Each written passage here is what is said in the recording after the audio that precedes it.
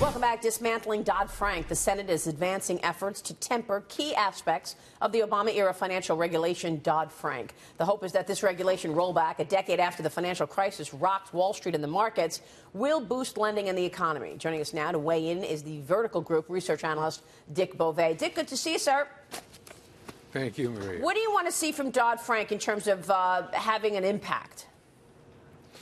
Well, I think the most important thing that they could do, they're not going to do, and that is to ease the capital regulations and ease the liquidity regulations. In other words, to allow the banks to leverage their balance sheets or take a portion of the money that they're investing in treasuries and putting it at the Federal Reserve and putting that into loans. But that's not going to happen because neither the Republicans nor the Democrats really want to tinker around with anything that affects the big banks. But something's going to happen. I mean, are the big beneficiaries the smaller consumer financial companies and regional banks? Well, yeah, you got it right. I mean, basically, there are actually 60 amendments that have been put in to the Senate bill. So there's an awful lot of ferment, you know, in terms of we want change, we want things differently, done differently. But effectively, what they're really going to do is they're going to make life easier for small banks by taking away a lot of the regulations and reporting requirements. They're going to make things a little bit easier for large regional banks by, you know, changing certain regulations as it affects them. They're going to make it easier for the trust banks. In fact, the trust banks should be, trust banks being Bank of New York, Northern Trust, State Street, they're going to benefit a lot by a change in, you know, the regulations concerning liquidity. But in terms of the stocks that, you know, I follow, that most of my clients own, they're not going to do anything. And I think that's so traumatized by 2008 that they don't dare touch what was going on in that area.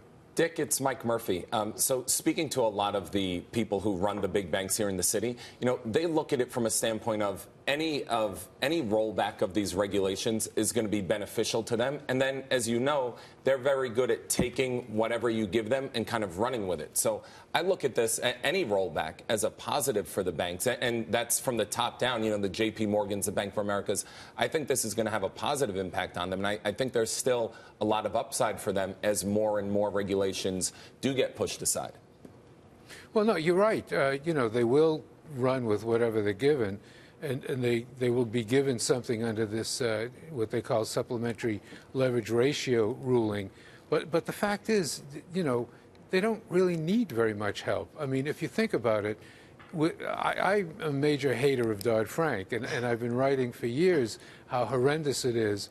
But, you know, in 2013, 15, 16, and 17, right, you know, these banks had record earnings.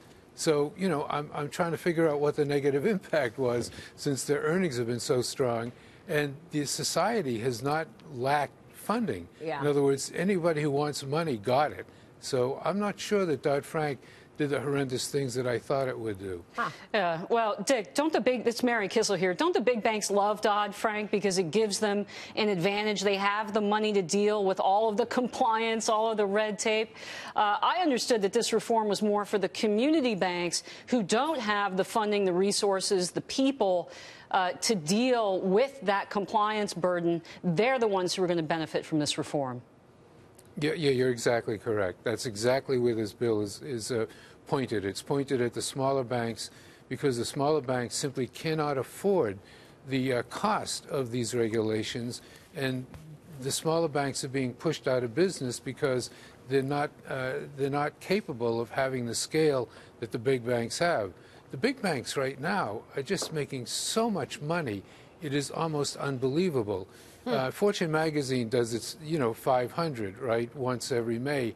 And the last issue that came out showed that 2 of the 4 biggest earners of money in the United States were banks, you know, both JP Morgan and Wells Fargo. Yeah. You know, 6 of the top 9, I'm sorry, 4 of the top 9 are banks. Yeah. Banks are making a huge amount of money right now. Dick, before you go, real quick, what's your favorite trade right now in financial services? Well, you know, I'm a big believer in Bank of America. I think Bank of America has a long way to go. Oh, absolutely. Absolutely. I mean, we're saying that if you hold it for 3-4 years, it'll hit $60, and that's almost a double from where it is right now. All right, we'll leave it there. Dick, we'll be watching. Thanks so much for joining us this morning. Thank you. Dick Bove joining us there.